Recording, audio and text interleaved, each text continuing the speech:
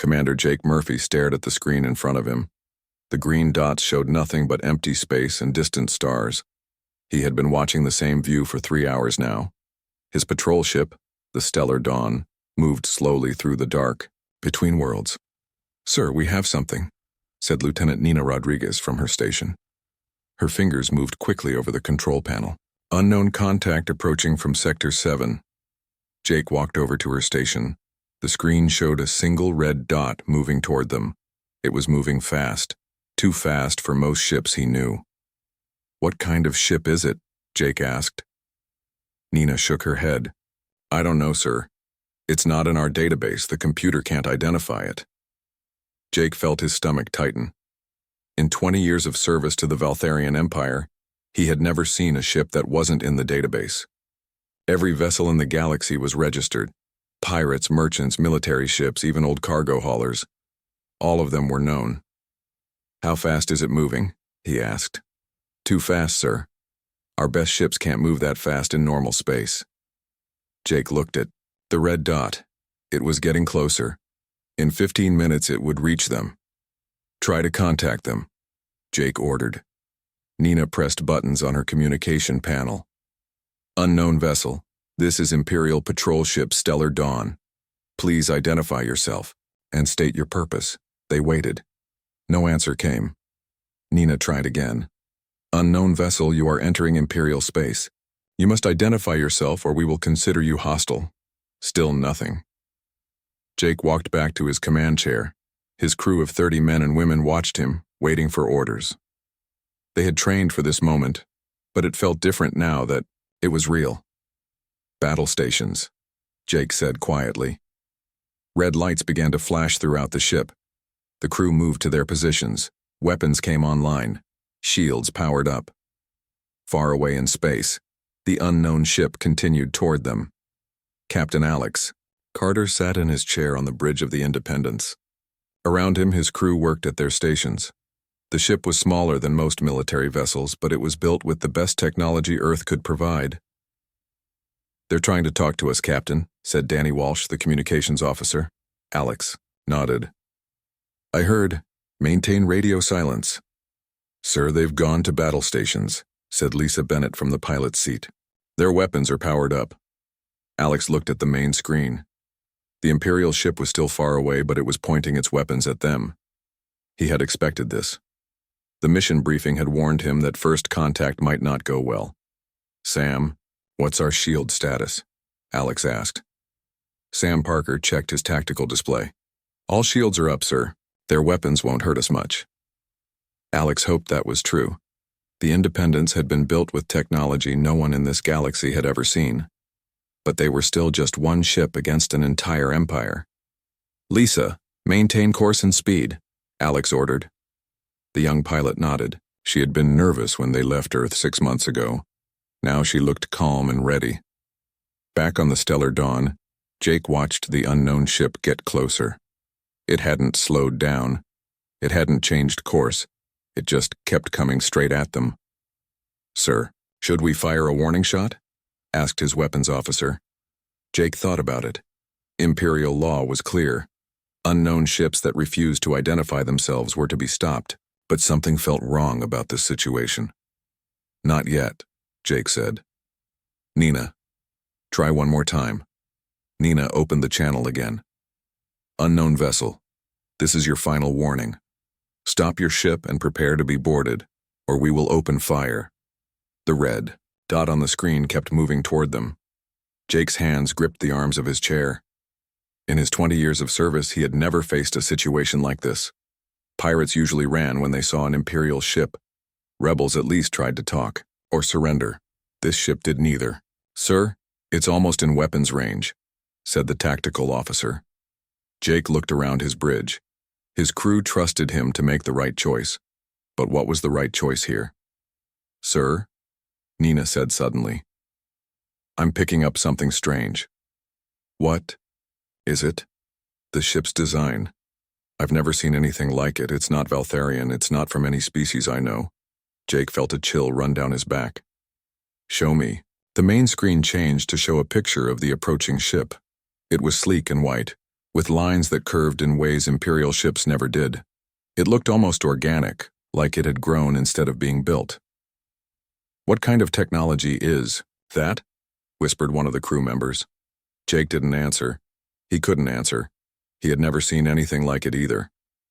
On the Independence, Captain Alex Carter watched the Imperial ship grow larger on his screen. He could see it turning to point more weapons at him. "Captain, they look scared," said Dr. Kate Wilson from her science station. Alex nodded. "They should be. They've never seen anything like us before." "Are we really going to fight them?" asked Danny Walsh. Alex was quiet for a moment. The mission orders were clear. Make contact with the local government. But the mission orders hadn't expected the local government to shoot first and ask questions later. "If we have to," Alex said finally. The two ships moved closer to each other in the darkness of space. Neither crew knew that this moment would change the galaxy forever. Neither knew that within days, worlds would burn and empires would fall. All they knew was that something new had entered their universe and nothing would ever be the same again. Admiral Helen Brooks stood on the bridge of the Independence and watched the Imperial ship get closer. She had been sleeping when the alert came. Now she was fully awake and in command. "Captain Carter, open a channel," she ordered. Alex Carter nodded to Danny Walsh, who pressed the communication button. "Imperial vessel, this is Admiral Helen Brooks of the Earthship Independence. We come in peace. We wish to talk." On the stellar dawn, Jake Murphy jumped when the voice came through the speakers. It was speaking Imperial Standard, but with an accent he had never heard before. "Earthship?" Nina Rodriguez said. "Sir, there's no planet called Earth in our records." Jake's mind raced. A ship from an unknown world? Technology they couldn't identify. And now they were claiming to come in peace. "Nina, send an emergency message to Imperial Command. Tell them we have contact with an unknown alien species." Nina's fingers flew over her controls. Within seconds, the message was sent across space to the Imperial capital world. Back on the Independence, Admiral Brooks waited for an answer. When none came, she tried again. "Imperial vessel, we are explorers from a distant world. We mean no harm. Please respond." Jake stared at his communication panel. He wanted to answer, but Imperial law was clear. No contact with unknown species. Without permission from High Command. He had already sent the message. Now he had to wait. Minutes passed in silence. Then Jake's communication panel lit up with an incoming message from Imperial Command. The voice that came through was cold and commanding. "Commander Murphy, this is Fleet Admiral Zexhai. You will destroy the unknown vessel immediately. It is clearly a new rebel weapon designed to look like an alien ship." Jake felt his blood turn cold. "Sir, they claim to be peaceful explorers. That's what they want you to think, Commander. These rebels are getting smarter. Destroy them now. That's an order." Jake looked around his bridge. His crew was watching him, waiting for orders. He had served the Empire faithfully for 20 years. He had never disobeyed a direct order. "Sir, prepare weapons," he said quietly to his tactical officer. On the Independence, sensors detected the Imperial ship powering up its main guns. "Admiral, they're targeting us," Sam Parker reported. Admiral Brooks shook her head sadly. "So much for peaceful contact. All hands, battle stations, shields to maximum." The ship's alarm began to sound. Red lights flashed as the crew prepared for combat. "Lisa, evasive maneuvers," Admiral Brooks ordered. Lisa Bennett's hands moved over her controls. The Independence began to move in patterns that seemed impossible. It twisted and turned through space like a living thing. Jake Murphy watched in amazement as the alien ship danced around his weapons fire. His gunners couldn't hit it. The ship moved too fast and in ways that made no sense. "How are they doing that?" his tactical officer asked. Jake didn't know. Imperial ships couldn't move like that. The forces would crush anyone inside. "Keep firing," Jake ordered, even though he was starting to doubt his orders. The Independence's pilot, Tony Martinez, had taken over from Lisa Bennett. He was the best pilot Earth had ever produced. He made the ship spin and dive through space while the Imperial weapons missed again and again. "Their weapons are old technology," Sam Parker reported. "Our shields are holding easily." Admiral Brooks nodded. "Return fire," Disable their weapons, but don't destroy the ship. The Independence's weapons were unlike anything the galaxy had ever seen. Instead of the bright energy beams the Empire used, they fired focused bursts of particles that cut through Imperial armor like it was paper. Jake Murphy felt his ship shake as the alien weapons hit. Lights went out across the bridge.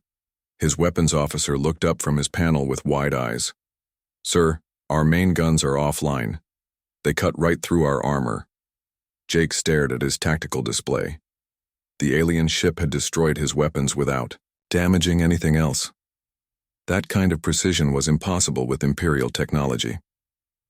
"Nina, try to contact them again," Jake said. "Sir, Fleet Admiral Zexhai ordered us to destroy them." "Our weapons are gone, Nina. Try to contact them." Before Nina could open a channel, more ships appeared on the sensors. 3 Imperial cruisers dropped out of hyperspace and immediately began firing at the Independence. Admiral Brooks sighed. "So much for talking. Tony, get us out of here." The Independence accelerated toward the edge of the system. The Imperial ships tried to follow, but they were much slower. Dr. Kate Wilson had been listening to Imperial communications during the fight. She looked up from her station with a worried expression. "Admiral, I've been monitoring their radio traffic. This isn't just a misunderstanding." "What do you mean?" "They're at war. There are rebellions happening all across their empire. They thought we were rebels with new technology." Admiral Brooks felt a cold weight in her stomach. "Are you saying we just got involved in someone else's civil war?" Dr. Wilson nodded. "It looks that way, ma'am." On the Stellar Dawn, Jake Murphy was talking to Fleet Admiral Zexhai again. "The alien ship escaped, sir. Their technology is far beyond ours." "Nonsense, Commander. No rebel faction has that kind of technology." "Sir, with respect, I don't think they were rebels. They spoke like they really were from another world." There was a long pause. Then Fleet Admiral Zexhai's voice came back, colder than before. "Commander, Murphy, you will hunt down this ship and destroy it. I'm sending you additional vessels. If you fail, you will be court-martialed for treason." Jake closed the communication channel and sat back in his chair. Around him, his crew worked to repair the damage from the battle. "Sir," Nina said quietly, "do you really think they were aliens?" Jake looked at the space where the Independence had been. "I don't know, Nina, but I've never seen technology like that, and I've never seen Imperial weapons miss so badly." Across the galaxy, the news of the encounter was already spreading. Rebel groups heard about a mysterious new ship that had fought Imperial forces and won. They began to wonder if this could be the help they had been waiting for. The Independence continued toward the edge of the system, its crew trying to understand what they had stumbled into. They had come looking for new worlds and new civilizations. Instead, they had found a galaxy at war with itself. And now, whether they wanted to or not, they were part of that war. Emperor Vaxthai sat on his golden throne and listened to the report with growing anger. His 4 eyes glowed red in the dim light of the throne room. Around him, his advisors stood in silence, afraid to speak. "Tell me again about this ship," the Emperor said to Fleet Admiral Zexhai. "Your Majesty, it appeared from nowhere. Our weapons could not touch it. It destroyed 3 patrol ships and escaped." Emperor Vaxthai's claws clicked against the metal arms of his throne. In 300 years of rule, no one had ever escaped from his fleet so easily. "I want this ship found and destroyed. Send Grand Admiral Kexmore with the 5th Fleet. I want every ship in that sector searching." Fleet Admiral Zexhai bowed low. "It will be done, Your Majesty." "And Zexhai," the Emperor added, his voice like ice, "if this ship escapes again, you will take its place in my dungeon." Far across the galaxy, the Independence hid in an asteroid field near the Kepler system. Captain Alex Carter stood in the engine room watching Ben Clark work on the ship's quantum drive. "How bad is it?" Alex asked. Ben wiped sweat from his forehead. "The drive is working fine, but it's been leaking energy. That's how they keep finding us." "Can you fix it?" "I think so, but it will take time. Maybe 6 hours." Alex nodded. "Do it. We need to disappear for a while." In another part of the ship, Dr. Kate Wilson was studying the radio signals they had captured during the battle. What she found made her stomach turn. She found Alex on the bridge and handed him a data pad. "You need to see this." Alex read the information and his face grew pale. "This can't be right. I've checked it 3 times. The Valtharian Empire controls over 2,000 worlds. They've enslaved dozens of different species. Billions of people live under their rule." Alex sat down heavily in his chair. "And we just made them angry." Dr. Wilson nodded. "There's more. I've been listening to rebel communications. There are freedom fighters on hundreds of worlds. They're all fighting the same enemy. The Empire." "Yes." "And Alex, some of the things the Empire has done." She shook her head. "Entire planets destroyed. Whole species wiped out. This isn't just a government. It's a nightmare." Alex stared out at the asteroids floating around their ship. When Earth had sent the Independents on this mission, they had hoped to find new friends among the stars. Instead, they had found something much darker. On a small moon called Tycho 7, a group of rebels gathered in a hidden cave. Their leader was Quindar, a tall, thin alien with blue skin and 4 arms. He had once been a slave soldier for the Empire. Now he fought for freedom. "The new ship fought 3 Imperial cruisers and won," said one of his followers. Quindar studied the report on his screen. "Their technology is beyond anything we've seen, but who are they?" "They called themselves humans, from a world called Earth." "Never heard of it." Quindar thought for a moment. "But anyone who fights the Empire is a potential ally. Send a message on the old rebel channels. Tell them we want to talk." The message traveled through space, using secret codes the rebels had developed over years of fighting. It took hours to reach the Independents. Dr. Kate Wilson was the first to see it. She called Alex to her station immediately. "Someone wants to talk to us," she said. "It's coming from rebel forces." Alex read the message. It was simple. "Earthship Independence, we are friends. We fight the same enemy. Meet us at coordinates 847.223.91. We can help each other." "What do you think?" Alex asked. "I think we need all the help we can get." Alex made his decision. "Lisa, set course for those coordinates, but be ready to run if this is a trap." While the Independents traveled to meet the rebels, Grand Admiral Kexmore was assembling the largest fleet the Empire had seen in decades. 50 ships of the line, 100 smaller vessels, and his flagship, the Destroyer of Worlds. Kexmore was the Emperor's most trusted general. He had crushed 17 rebellions and destroyed 12 worlds that refused to surrender. He had never failed the Emperor. "Sir, we've found the energy trail," reported his science officer. "Where does it lead?" "The Kepler asteroid field, sir." Kexmore smiled, showing rows of sharp teeth. "Set course. We'll trap them in those rocks." The Independents reached the meeting coordinates and found a small rebel ship waiting. It was old and patched with different metals, but it had made the journey. Quindar's face appeared on the Independence's main screen. Alex had never seen his species before, but the alien's eyes held intelligence and determination. "I am Quindar of the Free Worlds Alliance," the rebel leader said. "Are you really from outside our galaxy?" "Not outside," Alex replied, "but very far away. We didn't know about your war when we came here. But you fought the Empire. Why?" Alex thought about how to answer. "Because they shot at us first, and because we don't like bullies." Quindar's forearms moved in what might have been laughter. "You sound like people we can work with. But you need to know something. The Emperor has sent his best general after you. Kexmore is coming with more ships than we've ever seen together." "How many ships?" "More than 100, maybe 200. Alex felt his heart sink. The Independence was fast and well-armed, but they couldn't fight that many ships at once. "There's something else," Quindar continued. "The Empire thinks you're rebels with new technology. They don't believe you're really aliens." "That's their mistake," Alex said. "Maybe, but it could be our advantage too.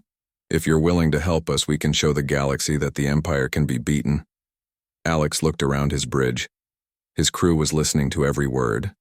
They had come here as explorers, but now they faced a choice. They could run home to Earth and pretend they had never found this place. Or they could stay and fight for people they had never met, on worlds they had never seen. What exactly are you asking us to do? Alex said. Quindar's image leaned forward. Help us show the galaxy that freedom is possible. Help us prove that the Empire can bleed. Before Alex could answer, alarms began sounding on both ships. Sam Parker looked up from his station with wide eyes. Sir, massive fleet approaching. More ships than our sensors can count. Alex turned to the screen where Quindar waited. Looks like we're about to find out just how much trouble we're in. Quindar nodded grimly. Welcome to the revolution, humans. Try not to die on your first day. The Independence and Quindar's rebel ship raced through space as the massive Imperial fleet chased them. Alex Carter sat in his captain's chair, thinking fast. How many ships are following us? He asked. Sam Parker checked his sensors. 150, sir. Maybe more. Alex turned to the communication screen where Quindar's face still showed. Where can we go? There's a hidden base on Tycho 7, Quindar said. But they'll follow us there. Then we lead them somewhere else first, Alex decided. Lisa, take us toward the gas giant in this system. Make it look like we're trying to hide in the storms. Lisa Bennett turned the ship toward the huge planet covered in swirling clouds. The Imperial fleet followed, just as Alex hoped they would. Now, what? Quindar asked. Alex smiled. Now we show them what human tactics look like. Greg, are you ready? Greg Thompson, the Independence's tactical officer, nodded. He had been studying the Imperial ship designs during their flight. Their ships are big and powerful, but they're not very smart. What do you mean? Quindar asked. They all follow the same attack patterns, Greg explained. They learned one way to fight and never changed it. Alex turned to Dr. Kate Wilson. Kate, what have you learned about their technology? Dr. Wilson pulled up data on her screen. Their shields are strong against energy weapons, but they've never seen our particle beams. Their armor is thick but not flexible, and their communication systems are easy to jam. Perfect. Alex opened a channel to the entire rebel fleet. Over the past few hours, more rebel ships had joined them. Now they had 20 small vessels against the Empire's huge fleet. Attention all rebel ships. This is Captain Carter. We're going to try something new. Follow our lead and do exactly what we do. The Independence dove toward the gas giant's atmosphere. The rebel ships followed. Behind them, the Imperial fleet spread out in a classic attack formation. Grand Admiral Kexmore watched from his flagship as the rebel ships approached the planet. They're trapped now, he told his officers. The gravity well will slow them down. We'll destroy them all. But Alex Carter had other plans. Greg, start jamming their communications. I want their ships unable to talk to each other. Jamming now, sir. Across the Imperial fleet, communication systems began to fail. Ship captains tried to call their admiral but heard only static. Now, Lisa, into the storm. The Independence plunged into the gas giant's atmosphere. The thick clouds hid them from Imperial sensors. One by one, the rebel ships followed. Kexmore grew angry as he watched his targets disappear. Follow them in. We'll dig them out. But the Imperial ships were not built for atmospheric flight. They were big and clumsy in the thick gases. The Independence, designed for planetary exploration, moved through the storms like it was built for them. Now we hunt, Alex said quietly. The human ship and its rebel allies became ghosts in the storm. They would appear suddenly, fire at an Imperial ship, then vanish back into the clouds. The Imperial vessels fired blindly, often hitting each other, instead of their targets. Within an hour, 15 Imperial ships had been destroyed or badly damaged. The rest pulled back from the planet, afraid to follow the rebels into the storms. Impossible, Kexmore said, staring at his tactical display. How are they doing this? His science officer had no answer. Nothing in Imperial military training had prepared them for this kind of fighting. Dr. Kate Wilson had been busy during the battle. She had been broadcasting messages on all Imperial frequencies, speaking directly to the Empire's soldiers and citizens. "People of the Empire," her voice said, "you have been told that your government protects you. But look around. Your leaders send you to die for their power while they hide in safety. How many of your friends have died for the Emperor's glory? How many worlds have been destroyed in his name?" On Imperial ships across the fleet, soldiers listened to her words. Many had lost friends in the Empire's wars. Many had seen planets burned for refusing to pay tribute. On the stellar dawn, Jake Murphy listened to the broadcast with growing unease. He remembered the destroyed worlds he had seen. He remembered the orders he had been given to fire on civilian targets. "Sir, should we jam this signal?" Nina Rodriguez asked. Jake was quiet for a long moment. "No. Let it play." Nina looked surprised, but she obeyed. The battle in the gas giant's atmosphere continued for 3 hours. When it was over, the Imperial fleet had lost 30 ships. The rebels had lost only 2. But more importantly, Dr. Wilson's broadcast had been heard across the galaxy. On dozens of worlds, people began to ask questions about their government. Riots started on 5 planets. 3 Imperial governors were assassinated by their own guards. Alex Carter brought the Independence out of the storm clouds and looked at the scattered Imperial fleet. Many ships were retreating. Others just sat in space, their crews refusing to fight. "Quindar, this is just the beginning," Alex said over the communication channel. The rebel leader's 4 arms waved in excitement. "My friend, you have given us something we lost long ago. Hope." But the real victory came when Jake Murphy's voice suddenly came over the rebel communication channel. "Rebel ships, this is Commander Murphy of the Imperial vessel Stellar Dawn. I request permission to join your fleet." Alex stared at the communication screen. "Are you serious?" "Completely serious. I've served the Empire for 20 years and I've finally seen enough. My crew agrees. We want to fight for freedom, not tyranny." Within minutes, 12 more Imperial ships sent similar messages. Their captains and crews had heard Dr. Wilson's broadcast and decided they could no longer serve the Empire. Grand Admiral Kexmore watched in horror as his own fleet fell apart. Ships that had served the Empire for decades were switching sides. His communications officer reported that rebellions were starting on 17 worlds. "Sir, what are your orders?" his tactical officer asked. Kexmore stared at the tactical display. His massive fleet was now smaller than the rebel force. For the first time in his career, he was facing defeat. "Retreat," he said quietly. "Send a message to the Emperor. Tell him we need more ships." As the Imperial fleet jumped to hyperspace, Alex Carter looked around his bridge. His crew had gone from explorers to warriors to leaders of a galactic revolution in just a few days. "Sir," Greg Thompson said, "we're receiving messages from rebel groups on 43 worlds. They all want to coordinate attacks." "And, sir," Dr. Kate Wilson added, "I'm detecting 5 more human ships approaching this system. Earth sent reinforcements." Alex smiled. The Empire thought they were facing one strange ship with unknown technology. They had no idea that humanity was just getting started. Quindar's face appeared on screen again. "Captain Carter, I have a proposal for you." "I'm listening."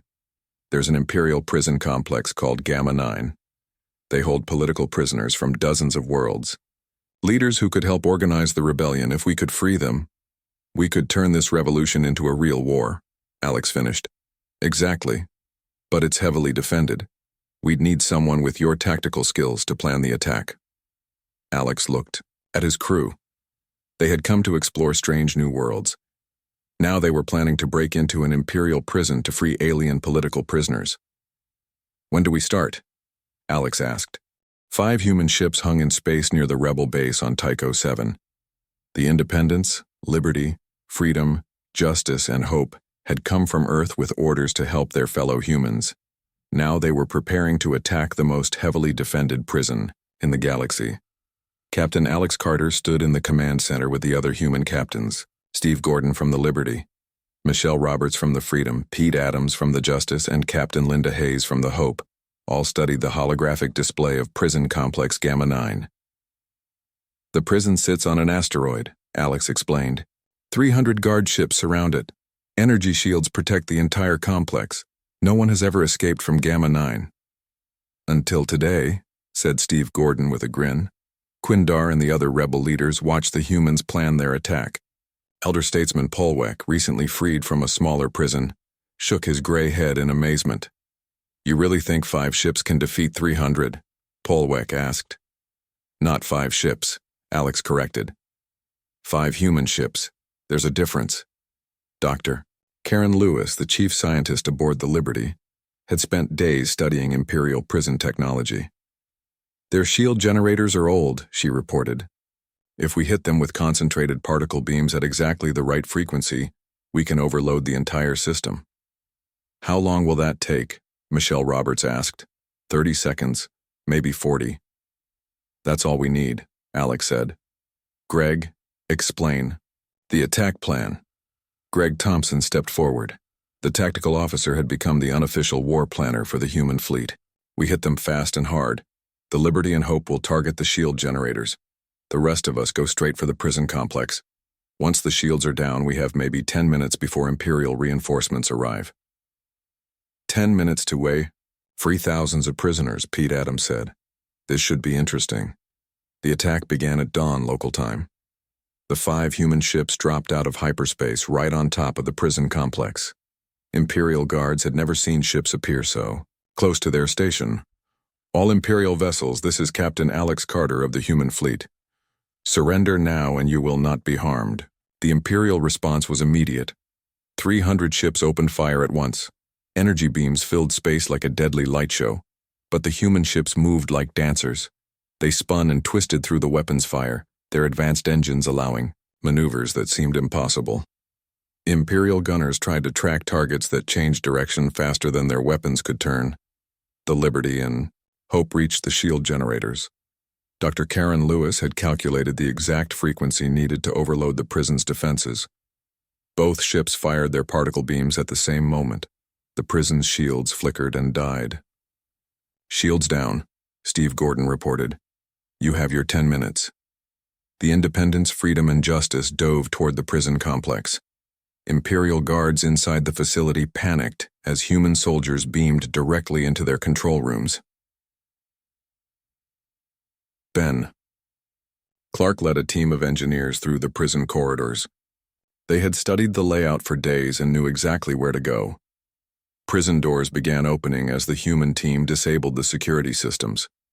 Thousands of alien prisoners poured out of their cells. These were not criminals. They were teachers, scientists, political leaders, and freedom fighters from dozens of worlds. People who had spoken against the Empire and been locked away. This way, Ben Clark shouted, leading groups of prisoners toward the rescue ships. In space, the battle continued. Imperial reinforcements were arriving, but the human ships had already completed their mission. The last group of prisoners was boarding the Justice when Captain Alex Carter received an urgent message.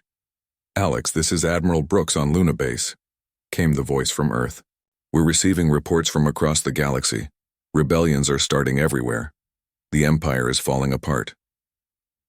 Alex smiled as he watched the last prisoners reach safety. That was the plan, Admiral. But the celebration was cut short when new ships appeared on the sensors. Not Imperial vessels this time. These were bigger and darker with designs that hurt to look at. Sir, Sam Parker said quietly. Those are Emperor Vaxthai's personal fleet. He's here. The Emperor's flagship was a massive black ship called the Death of Hope. It was twice the size of any vessel the humans had seen. Around it flew 50 smaller ships, all painted in the Emperor's personal colors. Emperor Vaxthai's voice echoed across all communication channels. Human insects, you have annoyed me for the last time. I will destroy your ships and scatter your atoms across space. He talks too much, Michelle Roberts said over the fleet channel. All human ships, this is Alex, Captain Carter broadcast. Remember, we're not just fighting for ourselves anymore. Half the galaxy is watching this battle. The Emperor's fleet attacked with overwhelming force. Energy beams powerful enough to destroy planets reached out toward the human ships, but once again human technology proved superior. The ship's shields held against weapons that should have vaporized them. Captain Pete Adams had an idea. Alex, what if we don't fight the Emperor's fleet? What do you mean? What if we fight the Emperor himself? Alex understood immediately. Single combat, very human. The Independents broke away from the battle and flew straight toward the Emperor's flagship. Imperial weapons hammered against its shields, but the ship kept coming. Emperor Vaxthai, Alex said over the communication channel, I challenge you to personal combat. Winner takes all. The Emperor's laughter was like breaking glass. You dare challenge me, human insect? I have ruled this galaxy for 300 years. And your time is over. Alex beamed aboard the Emperor's ship with a small team of Marines. They fought their way through corridors filled with the Emperor's elite guards.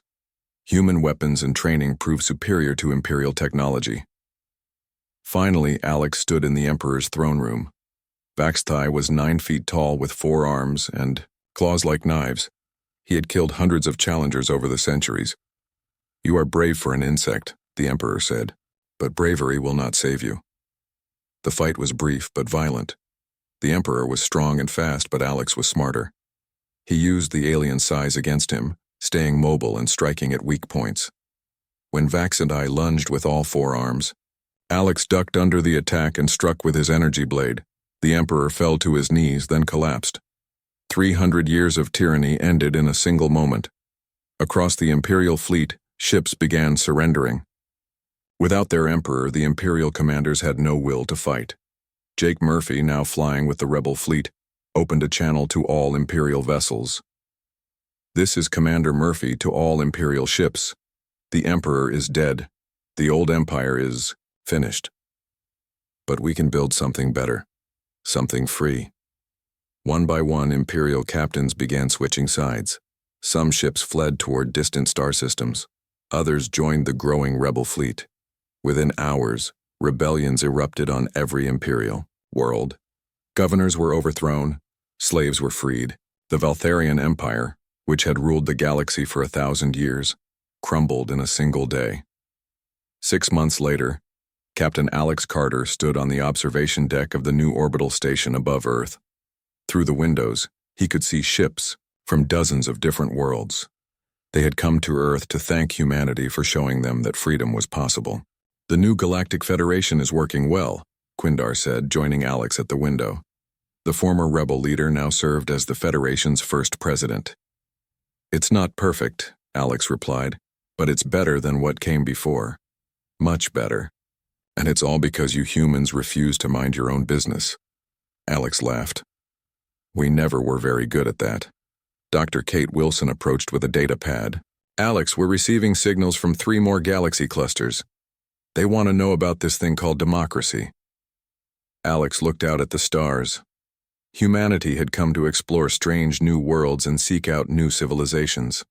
They had found civilizations that needed saving and worlds that needed freeing.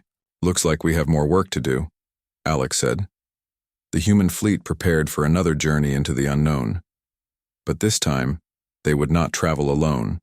Ships from 100 free worlds would join them, carrying the message that had changed everything. Freedom was not just for humans anymore. It was for everyone willing to fight for it.